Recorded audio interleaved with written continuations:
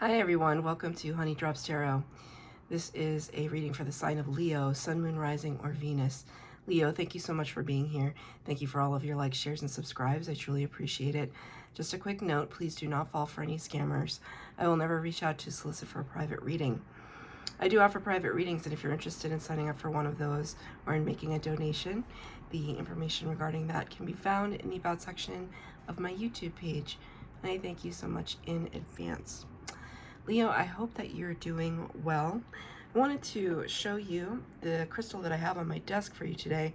It's a really beautiful pink rose quartz crystal. And it's I just felt there needed to be some love infused into the collective. So this is kind of like my wish for you, that you feel this sense of warmth and love and beauty in your life at this time. I'm going to be doing your reading today with a deck that's new to me, but it's not new. The Oracle of the Seven Energies by Colette Baron-Reid for your overall energy, and the Tarot of Mystical Moments, which is a very, very special deck that I don't bring out often. I just realized, sorry Leo, I'm gonna have to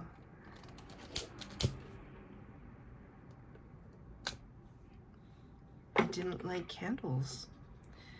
Didn't light candles for the fire sign. What's that all about? I think I was just so eager to do your reading, and I just kind of forgot all of my rituals.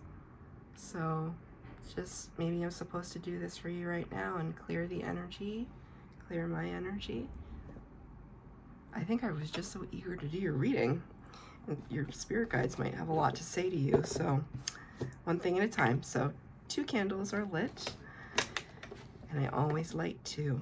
So let's get to your overall energy for Leo, please. Angels, spirits, guides, what messages do you have for Leo? Okay, number 5, which corresponds to the Hierophant in the major arcana, and the words are body and soul. Body and soul. It's interesting. Immediately I skipped all this and I was looking at this. There seems to be a theme here, which is like we're jumping ahead. So are you feeling in that energy right now where you're just kind of raring to go? Everything's moving so slowly. Other people are moving slowly. I just want to get out there. I want to do something. I jumped to this because for some reason that reminded me of like a praying mantis or like a scarab beetle. The beetles that kind of have hairy arms, but that are very sacred. Immediately, that's what I saw before everything else. Of course, we have the lotus right in the middle, and the lotus flower, it always grows in the muck and the mire, right? It grows in the deep, deep water, makes its way up to the surface. So it's almost as if we're looking on the surface of the water and this bloom coming up to meet you. It talks about adversity and overcoming it. It talks about challenges, making our way through the muck and the mire to the surface, to the sun, to where the light is.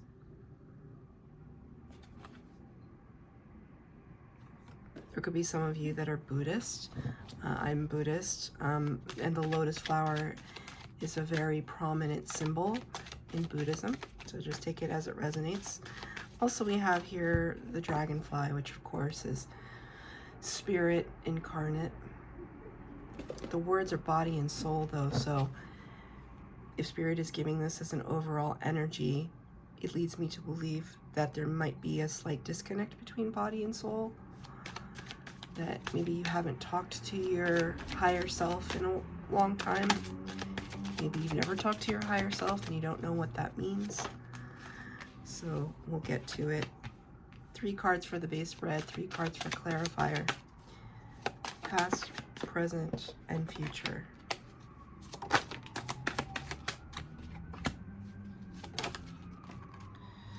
Wow. Okay, spirits, anytime I hear the sirens, it's like emergency, emergency. Told you there was this feeling. Oh, and it just cut off, right? So it's close. It's this energy that Spirit is really wanting to emphasize with you at this time. So let's start with the past energy.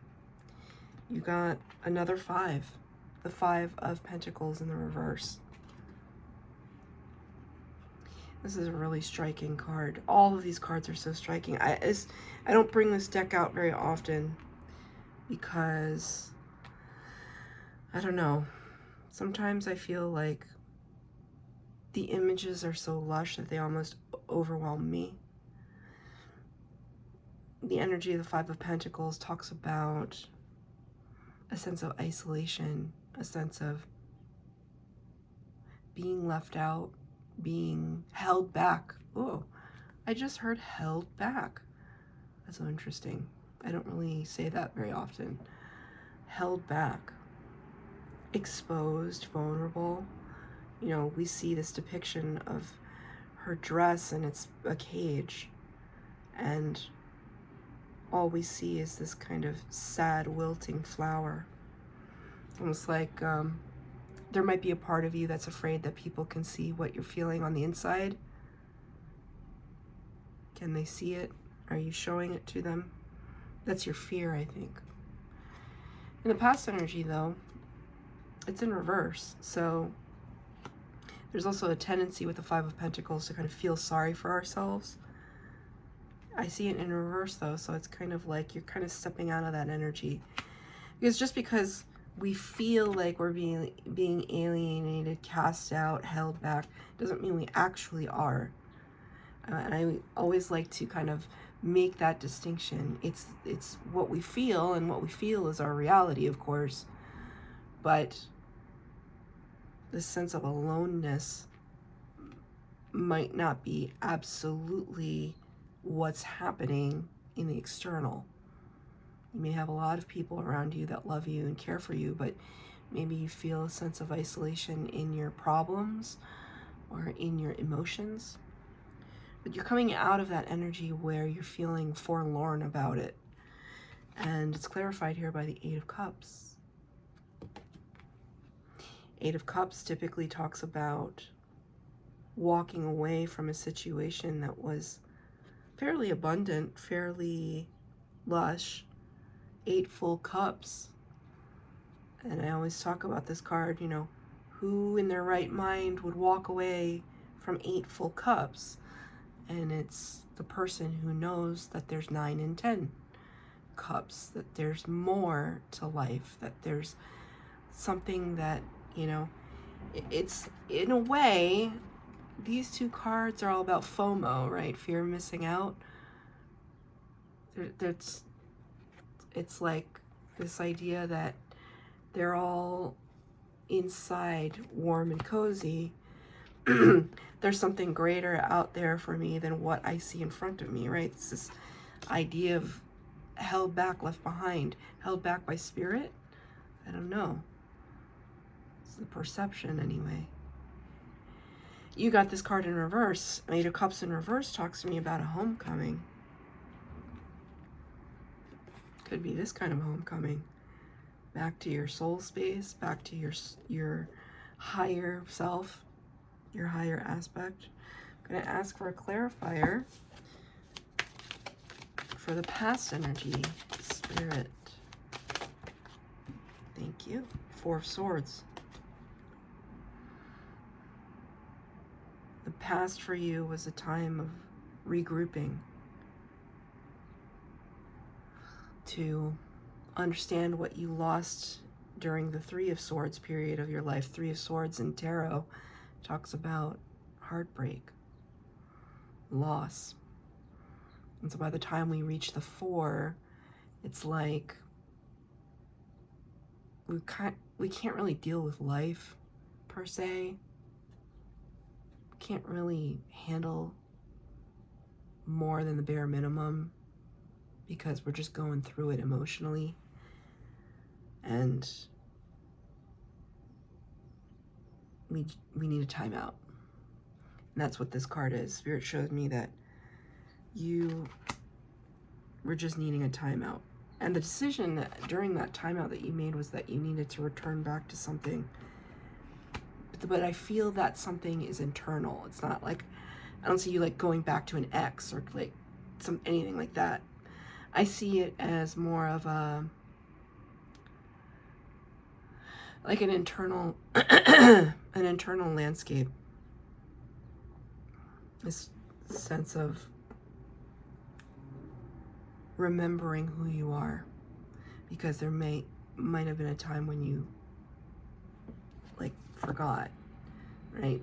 There's this idea maybe that got caught up in the material world, which we all do, but then it's like your soul cry was calling. And we'll get to that when we get to that. Judgment card. In the present energy, 2 of Swords. So now, in present energy, you're kind of asking yourself what next. 2 of Swords represents air energy. So in the tarot, the swords are air element. The wands are the fire element, which is you, Leo.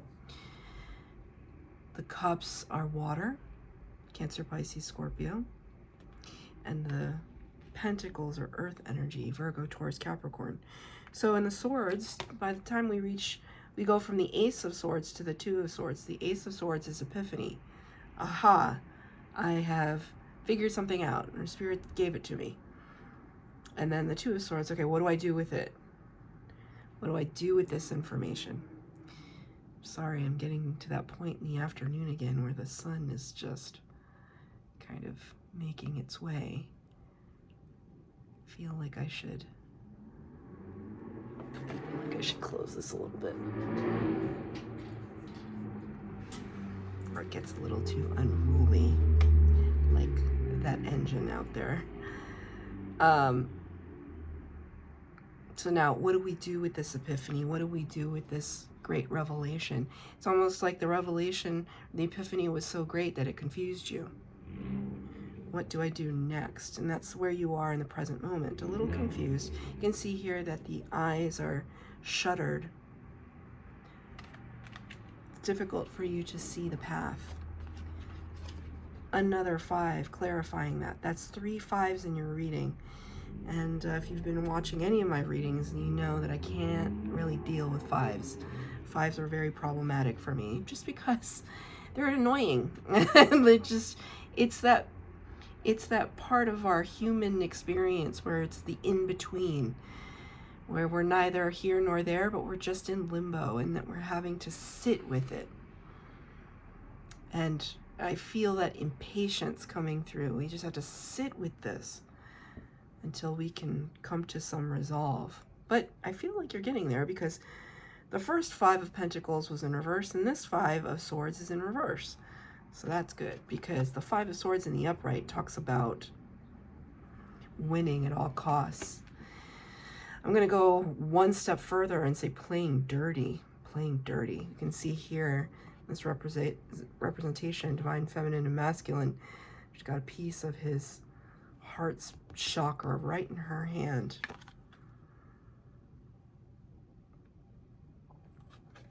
Here he is trying to mend it all up. Not doing a very good job. Very haphazard is the word I want to use. Cracks in the pavement. Cracks in the pavement. That's a line in a song, but I can't, Spirit's not giving me the song.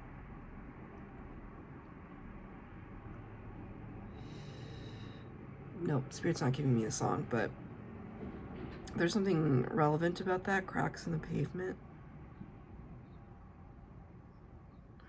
You know, there's that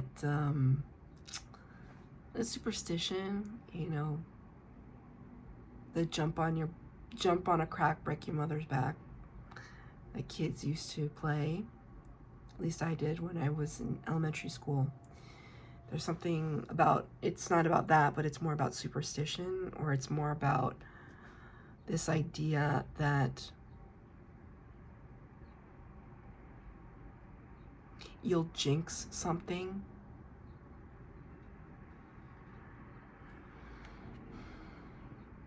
I mean, basically what that is referring to is manifestation, right? We can manifest in both directions. You know, you keep talking negatively, that's what you're going to get, and vice versa. So I feel like there is a situation in the present moment where you're not really you're kind of not interested in one fueling that kind of conversation, because you have this really strong belief that you're manifesting for your highest good. So that's good. Well, also, this seems like a lot of game playing. Lots and lots of game playing. And you're not interested in that. You might not necessarily know what the answers are, but you know you're not interested in this energy. That's why the card is in reverse. There's somebody in your life that is making something difficult for you, and you're having to you know, it's funny, I just looked on the bottom of the deck, I saw the 10 of Cups. I feel as though somebody is threatening your 10 of Cups. Could be a boss, could be an ex, could be a sibling, I don't know. Take it as it resonates, but somebody is, it's like I see this like peaceful, loving state of mind, and Spirit wanted to show it to me because something is threatening that. Can I please have a clarifier on the 2 of Swords? Lots of Swords energy in your present moment. Lots of thinking and overthinking.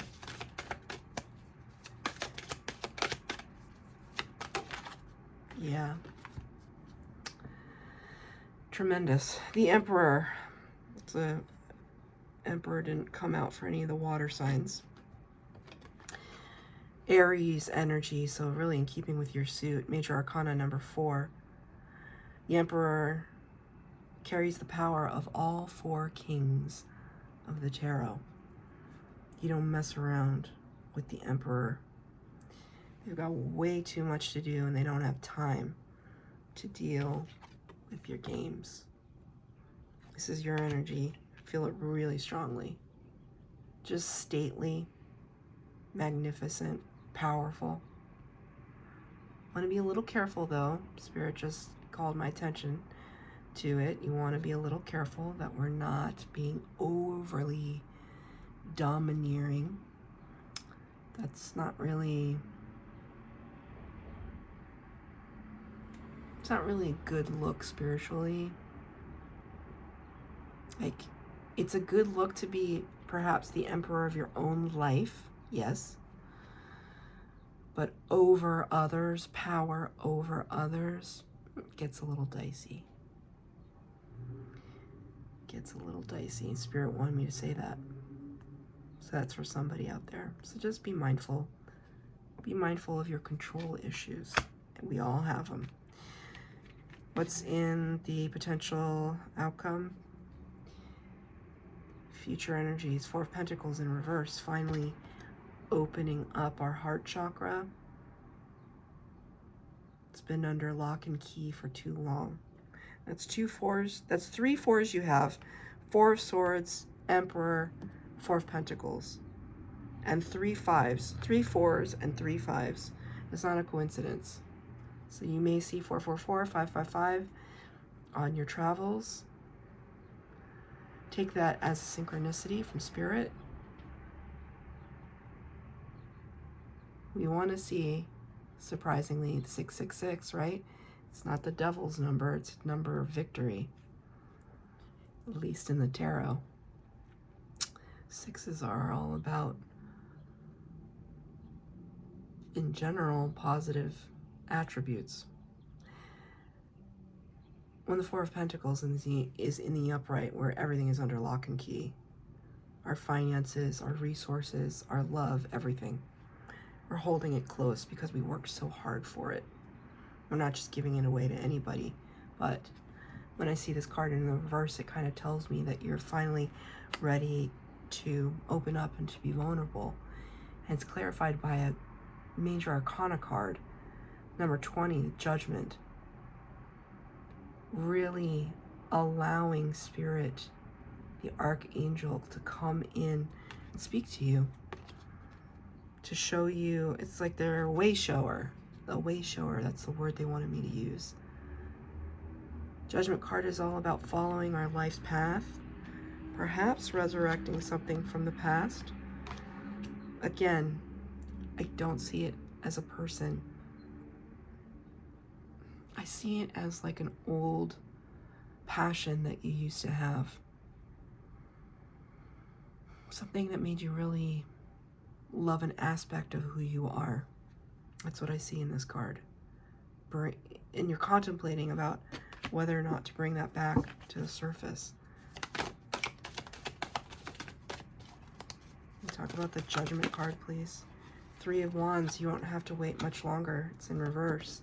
3 of Wands is about having made a decision and then waiting for our ships to come in, waiting for that perfect moment. But when the card is in reverse, it's kind of like you're not going to have to wait much longer. But what does it involve? Really quieting the mind and connecting with your higher self. What is this path? Because you certainly have the power behind you. You have the wherewithal and the resources to make whatever you want happen.